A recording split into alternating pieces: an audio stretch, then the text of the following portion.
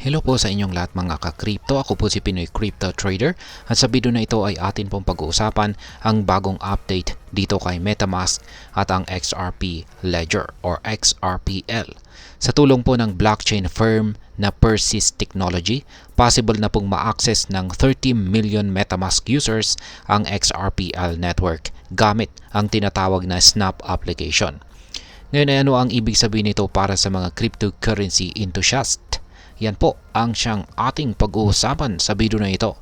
Pero bago po tayo magpatuloy, ay nais ko lamang po munang bigyang linaw ang aking disclaimer kung saan ang nilalaman po ng video na ito ay hindi po ito isang financial advice.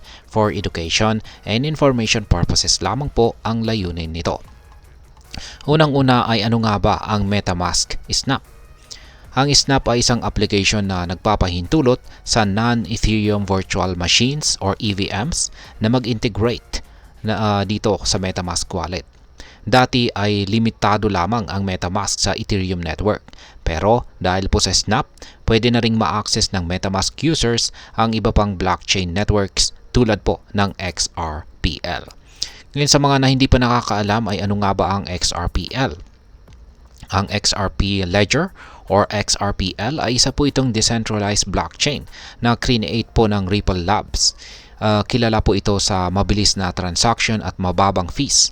Karaniwan po itong ginagamit para sa cross-border payments dahil sa efficiency nito.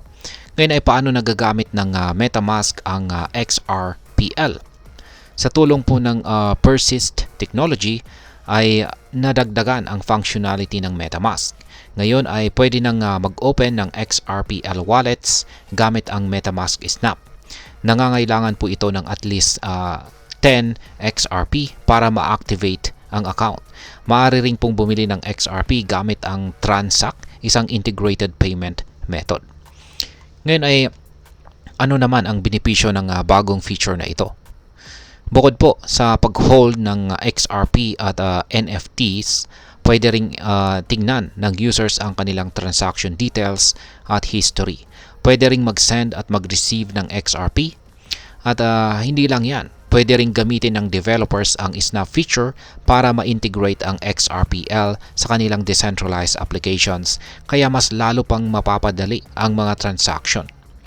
Ngayon ay ano naman ang epekto nito sa XRPL adoption? Ang pagdagdag ng feature na ito ay malaking tulong sa pag-grow or paglago ng XRPL ecosystem. Sa dami po ng MetaMask users ngayon na may access sa XRPL, inaasahan na dadami ang mga gagamit nito at lalong lalaki ang liquidity.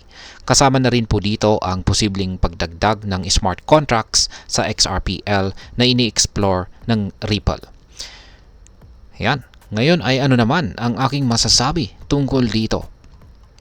Ang bagong update na ito ay isang malaking hakbang para sa pagpapalawak or expansion ng XRPL network. Hindi lang nito pinalalaki ang user base ng XRPL, kundi pinapadali na rin nito ang paggamit ng blockchain technology para sa maraming tao.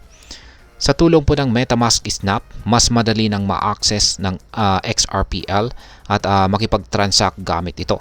Exciting din ang posibilidad ng smart contracts sa XRPL na magbibigay ng mas maraming functionalities sa mga users. Kaya sa kabuuan ay ang integration na ito ay nagpapakita po ng patuloy na inobasyon or innovation sa mundo ng cryptocurrency. Ang paggamit po ng Snap application ay isang malinaw na halimbawa ng kung paano ang technology ay patuloy na nagpapabago sa ating paraan ng pamumuhay at pakikipag-transact.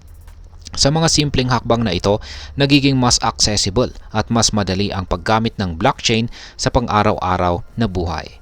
Sulit na sulit talaga ang update na ito para sa mga MetaMask at XRPL users. At hanggang dito na lamang po tayo sa video na ito mga ka-crypto. Sana po ay inyong nagustuhan ang aking paliwanag sa video na ito. Kung inyo po itong nagustuhan, pakiclick lamang po ang like button nito. Para naman po sa mga bago lamang dito, kayo po ay aking inaanyayahan para mag-subscribe.